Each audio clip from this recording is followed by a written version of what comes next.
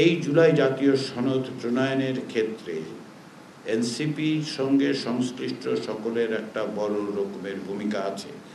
বৈষম্য বিরোধী ছাত্র আন্দোলনের মধ্য দিয়েই যে এক দফার আন্দোলন তাই ফ্যাসিবাদী শাসনকে পরাস্ত করার ক্ষেত্রে সবচেয়ে বড় ভূমিকা পালন করেছে।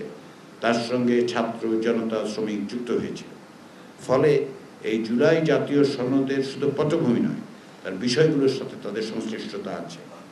দ্বিতীয় হচ্ছে পুরো প্রক্রিয়াটার সঙ্গে তারা ওতপ্রোতভাবে যুক্ত ছিলেন।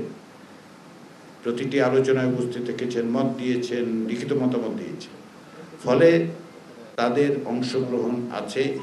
এই সনদে তারা স্বাক্ষর না করলেও এই সনদে তাদের ভূমিকা আছে, এই সনদে তাদের স্টেক আছে, এই সনদ তৈরিতে তারাও অবদান রেখেছেন। ফলে আমরা আশা করি যে তারা তাতে স্বাক্ষর করবেন।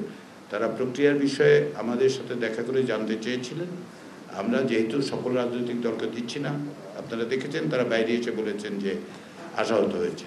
আমরা আশা রাখছি, যোগাযোগ রাখছি, প্রত্যাশা করছি এবং মেয়াদ আরও 3 দিন। আজকে 28 তারিখ, অর্থাৎ 29, 30, 31, 3 দিন আছে। তো যেমন 17 তারিখ স্বাক্ষরের আগে অনেকে আমাদেরকে বলছিলেন যে 17 তারিখে একদিন স্বাক্ষরের পরে বন্ধ হয়ে যাবে। আমরা বলছি তা নয়, এটা একটা জাতীয় সনদ।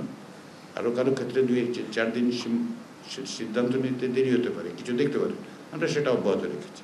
কমিশনের মেয়াদের মধ্যেই তারা স্বাক্ষর করবেন, সেটাই আমরা আশা করি।